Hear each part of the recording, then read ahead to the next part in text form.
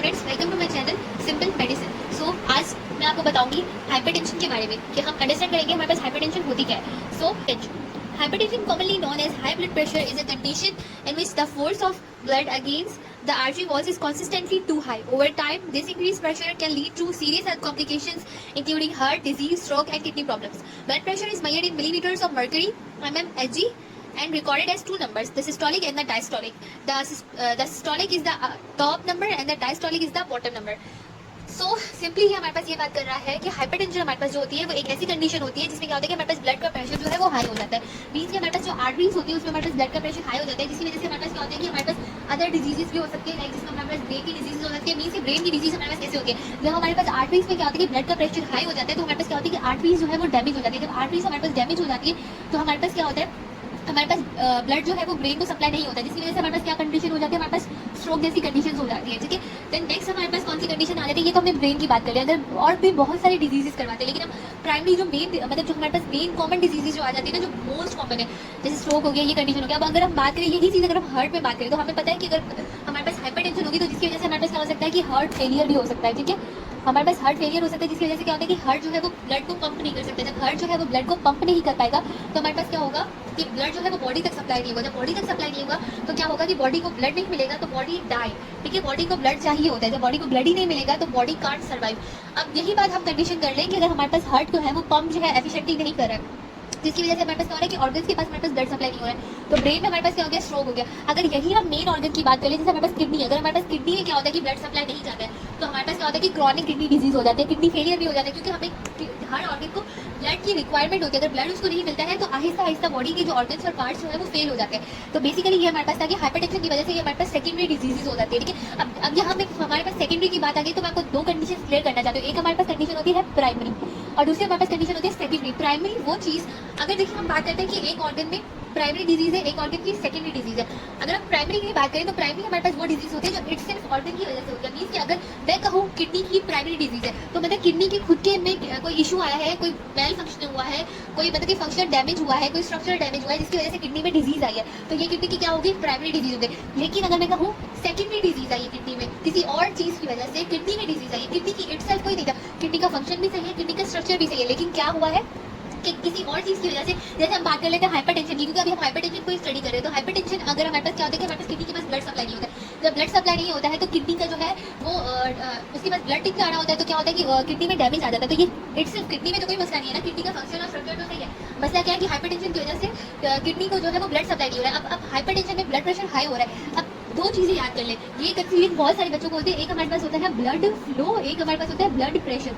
Blood flow, जितना blood हमारे पास arteries में से मूव कर रहा है, क्वांटिटी ऑफ ब्लड को हम ब्लड फ्लो कहते हैं। लेकिन हमारे पास अगर हम बात करें ब्लड प्रेशर की, तो ब्लड जो मूव कर रहा है ना, ब्लड जो स्पीड से मूव कर रहा है या ब्लड जिस स्पीड से वेजल्स में मूव कर रहा है, तो उसको हम कहते हैं ब्लड प्रेशर। तो काफी सारे बच्चे क्या होते हैं कि ब्लड फ्लो और ब्लड प्रेशर में कंफ्यूज हो जाते हैं, तो इसमें कंफ्यूज होने वाली बात नहीं है।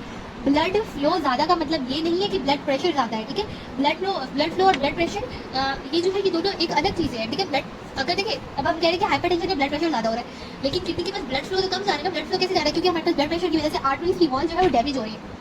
जब आर्टरीज की वॉल जो है डैमेज हो रही है तो हमारे पास क्या हो रहा है कि ब्लड फ्लो कम जा रहा है लेकिन ब्लड प्रेशर ज़्यादा है। तो ये हमारे पास चीज़ है जिसकी वजह से हमारे पास क्या हो रहा है कि किडनी जो है डैमेज हो रही है। तो ये हमारे पास प्राइमरी और सेकेंडरी कंडीशन में डिफरेंस आ जाता है। अब दोबारा हम बात करते हैं, हम हाइपरटेंशन के टॉपिक पे आ जाते हैं। तो हाइपरटेंशन हमारे पास सिंपली क्या था कि ब्लड प्रेशर जो है आर्टरीज में ज़्यादा हो जाता है, जिसकी वजह से आर्टरीज डैमेज हो जाती है, जिसकी वजह से हमारे पास सेकेंडरी कंडीशन आ जाती है। अब हम ब्लड प्रेशर को मिलीमीटर और मर्करी में मेजर करते हैं। ठीक है, अब इसकी दो नंबर आ जाते हैं, दो रीडिंग्स होती है। इसकी होती है सिस्टोलिक, दूसरी इसकी डायस्टोलिक होती है। अब सिस्टोलिक जो हमारे पास अबव नंबर, टॉप नंबर हमारे पास ऊपर वाला नंबर होता है, उसको हम सिस्टोलिक कहते हैं। और दूसरा हमारे पास आता है डायस्टोलिक नंबर, जो हमारे पास नीचे वाला नंबर होता है। ठीक है, अब सिस्टोलिक हमारे पास नॉर्मली हमारे पास कितना होता है 120 mm ऑफ मर्करी, मतलब मिलीमीटर ऑफ मर्करी होता है। और डायस्टोलिक हमारे पास क्या होता है 80 मिलीमीटर ऑफ मर्करी। ठीक है, अब ये तो हमारे पास नॉर्मल रीडिंग आ गई। अब अगर मैं आपको सेकंड स्लाइड पे अगर आप नजर रखेंगे तो हमने पढ़ा यहाँ पे हमारे पास लेवल्स आ जाते हैं। ठीक है, अगर हम देखें कि हमारे पास नॉर्मल जो है वो ब्लड प्रेशर कितना आता है, नॉर्मली हमारे पास रीडिंग जो आती है 120/80 mm ऑफ मर्करी। हमारे पास सिस्टोलिक और डायसिस्टोलिक की वैल्यू आ जाती है जो हमारे पास नॉर्मल रेंज में आ जाती है, जो एक पर्सन की होनी चाहिए। ठीक है, देन हमारे पास जो हम अगर एलिवेटेड की बात करें तो अब एलिवेटेड में हमें एक चीज़ का ध्यान रखते हैं, हमने पढ़ा था दो नंबर्स होते हैं, एक हमारे पास सिस्टोलिक होता है, दूसरा हमारे पास डायस्टोलिक होता है। अब एलिवेटेड में हमारे पास सिस्टोलिक जो होता है वो हमारे पास 120 से ज़्यादा होता है, 129 तक होता है, ठीक है। 120 से लेके 129 तक हमारे पास जो होता है वो सिस्टोलिक होता है, ठीक है। लेकिन इसमें हमारे पास एलिवेटेड में हमारे पास जो डायस्टोलिक होता है वो हमारे पास लेस देन 80 होता है।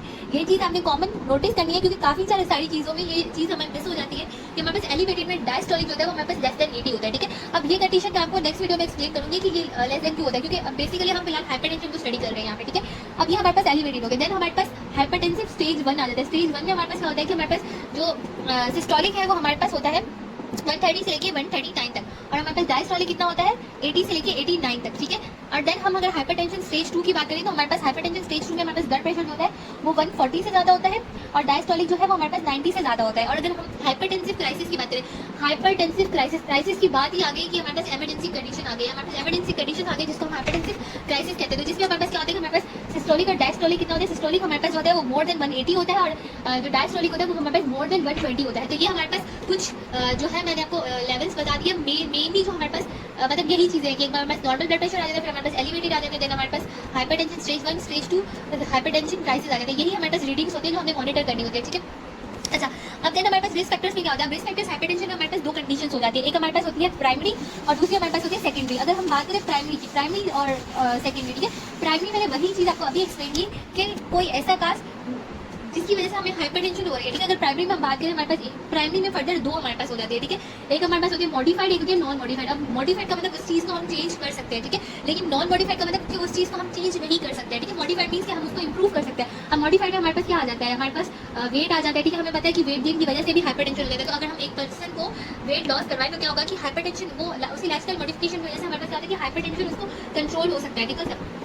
देन नेक्स्ट हमारे पास है फिजिकल एक्टिविटी, ठीक है। अब हमारे पास क्या होता है कि लैक ऑफ फिजिकल एक्टिविटी की वजह से क्या होता है कि हमारे पास हाइपरटेंशन हो जाए। तो हम क्या करें कि हम फिजिकल एक्टिविटी को इंक्रीज करें, जिसकी वजह से क्या होगा कि हाइपरटेंशन कम हो। तीसरा हमारे पास क्या होता है साल्ट इंटेक। हम आपने ये तो घरों में सुना होगा कि ब्लड प्रेशर वाले पेशेंट्स कहते हैं कि साल्ट नमक का कम इस्तेमाल करें, बिकॉज साल्ट की वजह से भी हमारे पास क्या होता है कि हाइपरटेंशन हो जाता है। क्योंकि NaCl ये बेसिकली जो हमारे पास NaCl है ना, ये हमारे पास बहुत सारे एक्सचेंजर्स में आ जाता है। बॉडी जो है ये बहुत ही बॉडी का एक इंपॉर्टेंट, आप समझते हैं साल्ट जो है एक इंपॉर्टेंट रोल प्ले करता है बॉडी में। तो इसको फर्दर हम एक नेक्स्ट वीडियो में डिटेल से एक्सप्लेन करेंगे कि NaCl जो है हमारी बॉडी में करता क्या है, ठीक है। ये हमारे पास कुछ आगे मॉडिफाइड आ गया। अब हमारे पास नॉन मॉडिफाइड में हम बात कर लेंगे तो हमारे पास एज आ जाती है। अब देखिए एक पर्सन की एज वाइज क्या होता है हाइपरटेंशन इंक्रीज होता है। अब आपने सुना होगा कि 40 to 50 की एज में क्या होता है कि हमारे पास जो ब्लड प्रेशर है ना उसकी रीडिंग्स हमारे पास समटाइम्स 130 से लेके 139 तक आ जाती है। तो ये हमारे पास हाइपरटेंशन जो होती है वो एज की वजह से इंक्रीज हो जाती है। दूसरी हमारे पास क्या होता है एज, एंड देन हमारे पास आ जाता है फैमिली हिस्ट्री, ठीक है। फैमिली हिस्ट्री की वजह से देखा होगा ना कि जेनेटिक्स में भी होता है, किसी के अगर दादा को ब्लड प्रेशर है, फिर उसके अबू को भी, फिर उसके बेटे को भी, and then generation to generation की ब्लड प्रेशर जो है वो पर्सन में जाता रहता है बिकॉज ऑफ जीन्स की वजह से, ठीक है। सो ये हमारे पास है प्राइमरी कंडीशन। अब हमारे पास सेकेंडरी कंडीशन आ जाती है कि अब सेकेंडरी में हमारे पास सिंपली ये किसी और चीज़ की डिजीज की वजह से हमारे पास हाइपरटेंशन हो गया। जैसे हमारे पास किडनी डिजीज हो गए, हमारे पास हार्ट डिजीज हो गए, जिसकी वजह से हमारे पास हाइपरटेंशन हो गया। अब मैं आपको एक एग्जाम्पल बता दूँ, हमारे पास एग्जाम्पल आ जाती है जो मोस्ट कॉमन डिजीज है जो हार्ट की, जिसकी वजह से हमारे पास ये हो जाता है। जैसे हमारे पास जिसका नाम है एथेरोस्क्लेरोसिस, ठीक है। एथेरोस्क्लेरोसिस सिंपली हमारे पास क्या होता है कि हमारे पास ब्लड में जो है वो कोलेस्ट्रॉल की लेवल जो है कोलेस्ट्रॉल की लेवल जो है बॉडी में ज़्यादा हो जाती है, जिसकी वजह से क्या होता है कि ये आर्टरीज में एक्यूमुलेट हो जाती है, ठीक है। देन ये आर्टरीज की ल्यूमन जो होता है ना उसको नैरो कर देती है। जब ल्यूमन हमारे पास तंग हो जाता है ना तो हमारे पास क्या होता है कि ब्लड जो है उसका प्रेशर जो है इंक्रीज हो जाता है, जिसकी वजह से हमारे पास क्या होता है हाइपरटेंशन हो जाती है। तो ये हमारे पास सेकेंडरी कंडीशन आ जाती है जिसकी वजह से हमारे पास हाइपरटेंशन हो जाता है, ठीक है। अब हमारे पास हाइपरटेंशन इतना क्यों हम इसको इतनी मतलब कि डेंजरस डिजीज कहते हैं, इसको इतनी डेंजरस बीमारी क्यों कहते हैं, क्योंकि हाइपरटेंशन हमारे पास एक साइलेंट किलर होता है। मीन्स कि hypertension doesn't show any symptoms, ठीक है। वो किसी तरह के भी सिम्टम्स हमें शो नहीं करता है, ठीक है। हमारे पास कोई सिम्टम्स नहीं है। एक पर्सन को हाइपरटेंशन है, हमें नहीं पता होता उसको हाइपरटेंशन है, हम जब तक उसकी मेजरमेंट नहीं करते हैं। मेजर कैसे करते हैं, हमारे पास एक बीपी मेजरमेंट्स के लिए आ जाते हैं, तो उनसे हम क्या करते हैं कि मेजर करते हैं, उसकी रीडिंग चेक करते हैं। एंड जो पर्सन रिस्क पे होता है वो तो अपनी मतलब कि जो रिस्क वाले पेशेंट होते हैं उनको तो कंटिन्यूसली मेजर करना चाहिए। तो ये हमारे पास एक साइलेंट किलर हो गया, इसको बॉडी का साइलेंट किलर भी कहते हैं, ठीक है। इसमें सिम्टम्स नहीं होते। हाँ, लेकिन कुछ पर्सन में जब हाइपरटेंशन जो है बहुत ज़्यादा हो जाता है, एलिवेटेड हो जाता है, तो उनमें क्या होता है कि उनमें जैसे उनकी सांस फूल जाती है, ठीक है।